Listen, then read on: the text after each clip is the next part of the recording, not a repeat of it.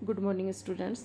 गांधी जी की सत्याग्रह की अवधारणा हम देख रहे थे, जिसके 2 भाग हो चुके हैं। आज अंतिम भाग के रूप में गांधी जी की इस अवधारणा का आलोचनात्मक विवेचन करेंगे। सबसे पहले मैं आपको ये तस्वीर दिखा रही हूँ, जिसमें बीच में रविन्द्रनाथ टैगोर, जिनको साहित्य में नोबेल अवार्ड मिला था, हम सभी जानते हैं, उनके सम्मान समारोह की तस्वीर है। ये तस्वीर बहुत सुंदर लगी तो सोचा क्यों न अपने छात्र छात्राओं के लिए प्रस्तुत करूं। और साथ में कौन है? महात्मा गांधी। उनके साथ जो बैठे हुए हैं वो है महात्मा गांधी। बहुत ही अच्छी तस्वीर लगी तो मैंने इसको भाग 3 की मुख्य पिक्चर के रूप में आपके सामने प्रस्तुत किया है। चलिए हम टॉपिक पर आते हैं। महात्मा गांधी की सत्याग्रह की सिद्धांत की आलोचना। इसको विभिन्न पॉइंट्स के रूप में मैं समझाने की कोशिश करूँगी। पहला पॉइंट है अहिंसा की धारणा के प्रतिकूल सिद्धांत। आलोचकों का कहना है कि जब महात्मा गांधी मन वचन कर्म से अहिंसा की बात करते हैं तो उस आधार पर तो यह सिद्धांत अहिंसा की धारणा के अनुकूल नहीं है, प्रतिकूल है। आर्थर मूर एक विचारक है, उन्होंने तो कहा कि यह तो मानसिक अहिंसा है। उपवास के द्वारा एक तरह से जो राजनीतिक दबाव डाला जाता है, असहयोग बहिष्कार की नीति द्वारा जो राजनीतिक दबाव डाला जाता है, तो यह भी एक तरह से हिंसा है। और गांधी जी ने ऐसा ही कहा है। जॉर्ज अरेंडेल हैं, वो कहते हैं कि विरोधी के पास बस एक ही विकल्प है। विरोधी मतलब जिसके खिलाफ सत्याग्रह या आंदोलन कर रहे हैं, उसके पास एक ही विकल्प है, या तो वो आत्मसमर्पण कर दे या फिर उपवासी की आत्महत्या हो जाए। क्योंकि उपवासी तो आत्मसमर्पण नहीं करेगा। आत्मसमर्पण अगर विरोधी कर देता है तो इसका मतलब सत्याग्रही की जीत है। लेकिन ये जीत किस तरह से हासिल हुई है? दबाव के कारण। तो आलोचकों का कहना है कि सत्याग्रह की जो अवधारणा है वो गांधी जी का जो अहिंसा का सिद्धांत है उसके अनुकूल नहीं है। दूसरा जो पॉइंट है, सभी परिस्थितियों में प्रयोग संभव नहीं। सभी परिस्थितियों में प्रयोग संभव नहीं, यानी क्या सभी जगह इस नीति को लागू किया जा सकता, इस सिद्धांत को लागू किया जा सकता? क्योंकि जहाँ पर प्रजातांत्रिक व्यवस्थाएं हैं, जहाँ पर जनता का महत्व है, मानवतावादी विचारों पर आधारित सरकारें चल रही हैं, उन देशों में तो प्रयोग किया जा सकता है। लेकिन क्या हिटलर, मुसोलिनी, स्टालिन जैसे निरंकुश शासकों के अधीन भी सत्याग्रह का प्रयोग संभव है? जो साम्यवादी, जो तानाशाही प्रकृति के देश हैं, क्या वहाँ पर अहिंसा की नीति का प्रयोग संभव है? मैं आपको एक ही एग्जाम्पल आपको देना चाहूँगी। 1989 में चाइना में थियाननमेन चौक एक घटना हुई थी। उस घटना में साम्यवादी सरकार के खिलाफ जब प्रदर्शनकारी या जिनको ये कहें कि सत्याग्रही शांतिपूर्ण मार्च कर रहे थे, तो सरकार ने उनके ऊपर रोलर चला दिए। जो रोलर सड़कों को समतल करने के लिए इस्तेमाल होते हैं, उनको इंसानों के ऊपर चला दिया गया। तो ये कैसे संभव है कि सभी परिस्थितियों में इस अहिंसा की नीति का प्रयोग संभव हो सकता है? इसीलिए एक विचारक हैं डॉक्टर बंदूरा, वो क्या कहते हैं, इस बात का सामान्यीकरण करना कि सत्याग्रह द्वारा कहीं भी और किसी भी प्रकार के लोग अन्यायी का हृदय परिवर्तन कर सकते हैं, आत्मनाशक है। आत्मनाशक है, यानी अपने आप को समाप्त करने वाली बात है, क्योंकि सभी जगह ये संभव नहीं है। इसी तरह से तीसरा पॉइंट है, हृदय परिवर्तन मात्र सत्याग्रह का ही परिणाम नहीं। अगर हम समझें कि अनेक स्थानों पर सत्याग्रहियों को सफलता मिली है और मिली थी, आलोचकों का कहना है क्या ये सत्याग्रह का परिणाम है? यह इतना आसान नहीं है, क्योंकि आलोचक कहते हैं कि न जाने कितनी तरह के सामाजिक मनोवैज्ञानिक दबाव काम करते हैं। जैसे एग्जाम्पल के तौर पर मैं कहूँगी, जब इंग्लैंड सरकार के खिलाफ गांधी जी के नेतृत्व में न जाने हज़ारों लाखों की संख्या में कितने ही सत्याग्रहियों ने आंदोलन किया, और वो समय ऐसा था जिसमें अमेरिका और रूस भी शक्तिशाली होते जा रहे थे। सेकेंड वर्ल्ड वॉर समाप्त हो चुका था। ठीक है, यूएनओ का निर्माण हो चुका था, संयुक्त राष्ट्र संघ का। तो इंग्लैंड के ऊपर न जाने कितने प्रेशर अमेरिका और रूस द्वारा दिए जा रहे थे भारत की मांगों को मानने की। भारत की मांग कौन सी थी? देश को आज़ाद करने की। तो आलोचकों का कहना है कि वास्तव में हम ये नहीं कह सकते कि ये सत्याग्रहियों की जीत थी। और सत्याग्रही की जीत भी तभी संभव है जो लोकतांत्रिक समाज के प्रतिनिधि हैं, उनके सामने, या नैतिकवादी है, मानवतावादी है। आत्माहीन व्यक्ति को बदलना असंभव है, कल्पना मात्र है। तो आलोचकों का यह भी कहना है कि हृदय परिवर्तन मात्र सत्याग्रह का ही परिणाम नहीं। अगला पॉइंट है विघटन का कारण। बहुत सारे आलोचकों ने कहा है कि गांधी जी की सत्याग्रह की नीति ही कारण बनी भारत पाकिस्तान में विभाजन का। देश का विभाजन हो गया, देश का विघटन हो गया गांधी जी की इस सत्याग्रह की नीति के कारण। और गांधी जी अपने सत्याग्रह द्वारा जिन्ना की हठधर्मिता को बदल नहीं सके, जिन्ना की जिद को चेंज नहीं कर सके, नहीं बदल सके, और भारत की एकता विखंडित हो गई। तो आलोचक ऐसा मानते हैं कि सत्याग्रह की नीति के कारण। इसी तरह से अगला जो पॉइंट है अव्यवहारिक नीति। अव्यवहारिक, यह नीति अव्यवहारिक है। आज के युग में बिल्कुल ही आदर्शात्मक है। ऐसा युग जो अणु, परमाणु और विस्फोटक आयुधों से संपूर्ण है, भरा हुआ है, और देशों के पास ऐसे ऐसे एटम बम हैं कि हज़ारों किलोमीटर दूर वार किए जा सकते हैं। यहाँ तक कि अमेरिका के पास, जो अमेरिका हम समझते हैं कि दूरतम देश है हमारे देश से, रूस से, वो चाहें तो एक दूसरे को एक पल भर में समाप्त कर सकते हैं। तो जब आक्रमणकारी के साथ सत्याग्रही का सामना ही नहीं हो पाएगा तो फिर सत्याग्रह के सिद्धांतों को कैसे व्यवहार में परिणित हम कर सकते हैं? तो राष्ट्रों की नीतियों में सत्याग्रह का सिद्धांत लागू नहीं किया जा सकता, खोखला है बिल्कुल। तो कह सकते हैं कि यह नीति अव्यवहारिक है, स्पेशली आज के युग में। नेक्स्ट जो पॉइंट है, हिंसा से मुक्ति संभव नहीं। क्या विश्व को हिंसा से मुक्त किया जा सकता है? हजारों साल का देशों का इतिहास है, राज्य का इतिहास है। युद्ध एक वास्तविकता है, यह हमें स्वीकार करना ही होगा। आज 21वीं सदी में, जैसा मैंने कहा कि इस तरह के भयानक अणु, परमाणु बम, जो हम कहें एटम बम जिसको हम कहते हैं, ऐसे ऐसे मिसाइल्स ईजाद हो गई हैं और बढ़ती जा रही हैं, कम होने के बजाय बढ़ती जा रही हैं। क्यों? क्योंकि युद्ध राष्ट्रों के बीच में एक वास्तविकता है, उसको हम नकार नहीं सकते। राष्ट्रीय जो हित होते हैं दुनिया में, अंतर्राष्ट्रीय राजनीति को जब हम परिभाषित करते हैं, विश्व के देशों से संबंधों की जब हम बात करते हैं, तो एक ही बात आती है, जो राष्ट्रीय हित है वही सबसे महत्वपूर्ण है। राष्ट्रीय हित ही स्थायी है और सारी चीज़ें अस्थायी हैं। और राष्ट्रीय हितों के लिए युद्ध कई बार ज़रूरी होता है, तो हम युद्ध करते हैं, हर देश करता है। और राष्ट्रों के दिन प्रतिदिन रिलेशंस में हम देखते हैं युद्ध का भय हमेशा ही बना रहता है।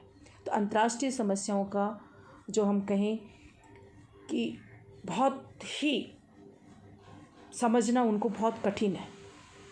अगर ये इतनी आसान होती तो दुनिया में अंतर्राष्ट्रीय विश्व की स्थापना हो चुकी होती और राष्ट्रों की सीमाएं समाप्त हो चुकी होती, क्योंकि अनेक मानवतावादी विचारकों ने यहाँ तक कहा है कि राष्ट्रों की सीमाएं समाप्त हो जानी चाहिए। बहुत जैसे ह्यूमैनिटिज़्म, जिसको हम ये कहें कि नव मानवतावादी जो एमन रॉय हैं, वो भी यही कहते हैं कि विश्व में अगर संपूर्ण शांति लानी है तो राष्ट्रों की सीमा समाप्त हो जानी चाहिए। लेकिन क्या ये संभव है? विश्व को क्या हिंसा से मुक्त किया जा सकता है? ये संभव नहीं है। इसलिए हक्सले एक विचारक हैं, वो कहते हैं कि केवल अच्छी भावनाएं तथा निष्ठा ही विश्व को बचाने के लिए पर्याप्त नहीं है, उसके साथ वैज्ञानिक तरीकों को भी अपनाना होगा। तो इस तरह से अहिंसक साधनों द्वारा विश्व को हिंसा से मुक्त किया नहीं जा सकता। अगला जो नेक्स्ट पॉइंट है, अहिंसक साधनों द्वारा सामाजिक आर्थिक परिवर्तन अत्यधिक कठिन। आलोचकों का यह भी कहना है कि समाज का जो शोषणकारी स्वरूप है, जो सामंतवादी स्वरूप है, उसको अहिंसक साधनों द्वारा नहीं बदला जा सकता, सत्याग्रह द्वारा नहीं बदला जा सकता। ऐसा संभव ही नहीं है। साम्यवादी, अराजकतावादी, ये फांसीवादी नाजीवादी को इसमें शामिल नहीं करेंगे, क्योंकि वो तो शोषणकारी स्वरूप की समर्थक है, एक तरह से भेदभाव की समर्थक विचारधाराएं हैं, तानाशाही की समर्थक विचारधाराएं, वो तो इन चीज़ों का समर्थन करती हैं। लेकिन जो अराजकतावादी और साम्यवादी विचारधाराएं वो ये कहती हैं कि समाज का जो स्वरूप है वो भेदभाव का है, इसलिए वो वर्ग संघर्ष की बात करते हैं। और वो तब तक दूर नहीं हो सकता जब तक कि हिंसा का सहारा नहीं लिया जाए, जब तक क्रांति नहीं की जाए। और व्यवहार में तभी ऐसा हो सकता जब क्रांति होगी। और ये जो राज्य है, राज्य का जो शोषणकारी स्वरूप है, समाज है, उसका जो शोषणकारी स्वरूप है, वो तभी बदल सकता है जब व्यवस्था में पूरा उलट पुलट कर दिया जाए, उथल पुथल कर दी जाए, तभी शोषणकारी समाज बदल सकता है और एक नए समाज की स्थापना हो सकती है। तो इस आधार पर कह सकते हैं कि अहिंसक साधनों द्वारा सामाजिक आर्थिक परिवर्तन अत्यधिक कठिन है। अगला जो पॉइंट है वो क्या कहता है, उत्तम सत्याग्रहियों की प्राप्ति दुष्फल। अगर हम गांधी जी के सिद्धांत पर विश्वास कर भी लें तो क्या ये संभव है कि जिस तरह से गांधी जी ने सत्याग्रहियों की बात कही और जो उनके सत्याग्रहियों के लिए जिस तरह के व्यक्तित्व की बात की है, क्या हर युग हर काल में संभव है? आलोचकों का कहना ये संभव नहीं है। अच्छे नेताओं का उपलब्ध होना संभव नहीं है और सत्याग्रह के सिद्धांत को तब तक इम्प्लीमेंट नहीं किया जा सकता जब तक कि उस लेवल के नेता गांधी जी और उनके जो अनुयायियों में जो नैतिक सुदृढ़ता थी वो जब तक सत्याग्रहियों में उपलब्ध नहीं होगी तब तक इस सिद्धांत का कोई अर्थ नहीं। तो इस तरह से आज के युग में तो ऐसे नेता मिलने संभव ही नहीं है। इसके बाद में है दुरुपयोग की सदैव आशंका। दुरुपयोग की सदैव आशंका ये आज के युग में हम बहुत अच्छे से देख रहे हैं। हकीकत में व्यवहार में हम कह सकते हैं कि गांधी जी के सत्याग्रह के सिद्धांत की, सत्याग्रह के आंदोलन की, या ये कहें सत्याग्रही होने की, न जाने कितने लोग अपने आप को उस लिस्ट में शामिल करते हैं। अनेक आंदोलनकारी अपने आप को, अपने आंदोलन को क्या साबित करना चाहते हैं कि हम तो सत्याग्रह कर रहे हैं। लेकिन क्या वास्तव में 21वीं सदी में जिस तरह के सत्याग्रह की बात गांधी जी करते थे, क्या वह सत्याग्रह है? हम ये कह सकते हैं कि आज सत्याग्रह के नाम पर जनता को सिर्फ ठगा जाता है, अपने स्वार्थों की पूर्ति की जाती है और सदैव ये भय बना रहता है कि जनता, जो भोली भाली जनता है, उसके हितों के साथ कहीं कुठाराघात तो नहीं हो रहा है। तो सदैव ये भय बना रहता है कि दुरुपयोग की संभावना बनी रहती है।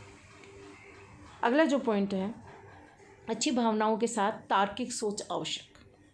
अच्छी भावनाओं के साथ तार्किक सोच आवश्यक। जो तार्किक सोच की बात है वो भावनाओं के साथ जुड़नी चाहिए। आलोचकों का ऐसा कहना है। गांधी जी के सत्याग्रह के सिद्धांत में सिर्फ भावनाएं हैं, सिर्फ अच्छी भावनाएं हैं। और जिस तरह के सत्याग्रहियों की बात गांधी जी करते हैं वो उनकी, जैसा पहले कहा कि प्राप्ति अति दुष्कर है। तो फिर क्या किया जाए? आलोचकों का कहना है उन भावनाओं के साथ तर्क को भी मिलाया जाए, वैज्ञानिक तरीकों को भी मिलाया जाए, क्योंकि भावना और तर्क दोनों का बैलेंस होना चाहिए। सामने जो पिक्चर है उसमें हमें क्या नज़र आ रहा है? गांधी जी का जो मानवतावादी जो व्यक्तित्व है, और हम कहेंगे कि वो ऐसा लग रहा है जैसे ईश्वर की तरह मान रहे हैं लोग उनको, ईश्वर के रूप में पूजनीय मान रहे हैं। और सच में गांधी जी ईश्वर समान ही, जिस तरह से हम ईश्वर के स्वरूप की कल्पना हम करते हैं, अगर प्रत्यक्षतः हमें देखने को मिल जाए तो शायद इतना ही दयालु, इतना ही मानवतावादी सोच लिए होगा जिस तरह से गांधी जी का व्यक्तित्व है। और जैसे स्वतंत्रता आंदोलन में जब भारत पाकिस्तान का विभाजन हो रहा था, सांप्रदायिक दंगे हो रहे थे, देश की सरकार बनने की तैयारी चल रही थी, नेहरू जी और मंत्रिमंडल शपथ ले रहा था, किसकी? प्रधानमंत्री सरकार की, मंत्रिमंडल की। जश्न मनाए जा रहे थे देश की आज़ादी के। आप लोगों को पता है गांधी जी कहाँ थे उस वक्त? गांधी जी सांप्रदायिक दंगों में जो लोग, जिन परिवारों जो दर्द में जी रहे थे, गांधी जी उनके दर्द को बांट रहे थे, वो उनके पास थे। तो यही ईश्वरीय भावना है। और विवेकानंद जैसे अनेक महापुरुषों ने कहा भी यही है कि नर ही नारायण है। साक्षात अगर हमें ईश्वर को देखना है तो मासूम, गरीब, शोषित लोगों में देखिए। गांधी जी ऐसा ही करते थे। तो हम कह सकते हैं कि वो ईश्वर ही थे। और ईश्वर और सत्य और अहिंसा के जो उनके विचार थे, वो उनके व्यवहार में, उनके जीवन के हम कह सकते हैं कि सिर्फ कथनी में नहीं, उनकी करनी में भी नज़र आते थे। खैर, इस आधार पर आलोचकों की बातें हम कुछ भी कहें, सत्याग्रह को हम कितना भी उसकी सत्यता को या ये कहें उसके महत्व को नकारने की कोशिश करें, पर सच्चाई यह है, जैसा कि प्रोफेसर धवल ने कहा है, गांधी जी ने सत्याग्रह के रूप में विश्व को सामूहिक संबंधों में व्याप्त अतिक्रमण एवं शोषण के विरुद्ध संघर्ष के लिए एक सृजनात्मक पद्धति प्रदान की। यानी एक ऐसी पद्धति थी जिसमें शोषण के विरुद्ध, अतिक्रमण के विरुद्ध, जो राष्ट्रों की राजनीति में देख लीजिए, चाहे सामाजिक संबंधों में देख लीजिए, हमें नज़र आता है। तो उसके खिलाफ गांधी जी ने एक ऐसा माध्यम, एक ऐसी टेक्निक बताई जिसमें विरोधी को उनके मन मस्तिष्क से, उसके व्यवहार में पूरा बदलाव करके ही हम जीत सकते हैं। कुछ ऐसे सिद्धांत की वो बात करते हैं, और वो जीत स्थायी होगी, क्योंकि हिंसा प्रति हिंसा को जन्म देगी। हिंसा के बाद और बड़ी हिंसा होगी, लेकिन अहिंसा के बाद जो शांति व्याप्त होगी वो स्थायी होगी, ऐसा गांधी जी मानते थे। इसलिए उनका ये जो सामने वक्तव्य है, देखिए, निशस्त्र अहिंसा की शक्ति किसी भी परिस्थिति में सशस्त्र शक्ति से सर्वश्रेष्ठ होगी। निशस्त्र अहिंसा की शक्ति किसी भी परिस्थिति में सशस्त्र शक्ति से सर्वश्रेष्ठ, यानी बिल्कुल स्पष्ट है कि अहिंसा की जो नीति होगी, क्योंकि वो शस्त्रहीन होगी, वो किसी भी परिस्थिति में सशस्त्र शक्ति जो होगी उससे सर्वश्रेष्ठ होगी। तो ये गांधी जी की सत्याग्रह की अवधारणा आज इस अंतिम भाग में, भाग 3 में समाप्त होती है। आपके सामने 2 पिक्चर है, मैं आपको बताना चाहूँगी। लेफ़्ट साइड वाली महात्मा गांधी जी अपनी पत्नी कस्तूरबा के साथ, ये उस वक्त की तस्वीर है जब 1915 में वो भारत लौटे थे। और साथ में गांधी जी किस शख्सियत के साथ मुस्कुरा रहे हैं, कितनी सुंदर तस्वीर है। ये है इंदिरा गांधी। इंदिरा गांधी, जो हमारे देश की सबसे मजबूत प्रधानमंत्री बनी। आज तक कोई उनका मुकाबला नहीं कर सका है। आने वाले समय में कह नहीं सकते कि कब इंदिरा गांधी से बेटर प्रधानमंत्री हमें मिलेगा। एक तस्वीर और देखिए, महात्मा गांधी किस तरह से जनता को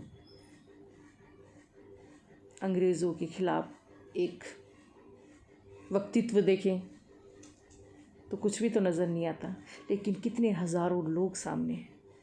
और विशेष बात यह है कि इस पिक्चर में जो मेरी नज़र गई, महिलाएं नज़र आ रही हैं। आगे आगे कितनी सारी महिलाएं बैठी हुई हैं।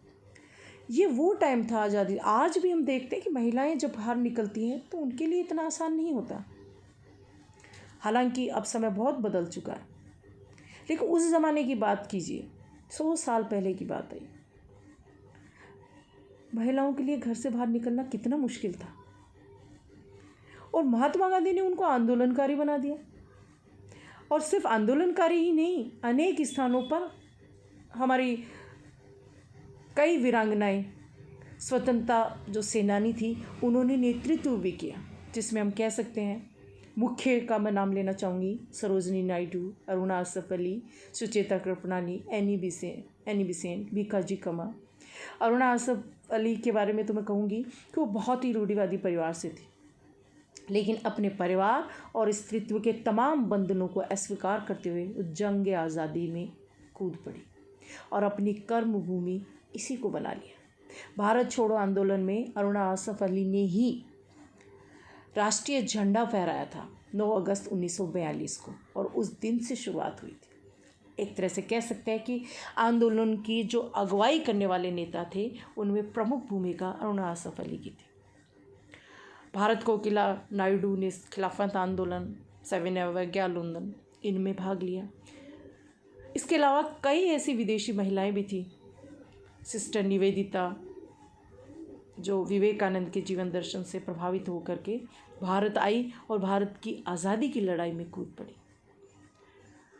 तो कहना चाहूँगी कि कुछ पलों के लिए याद कीजिए हमारा स्वतंत्रता आंदोलन।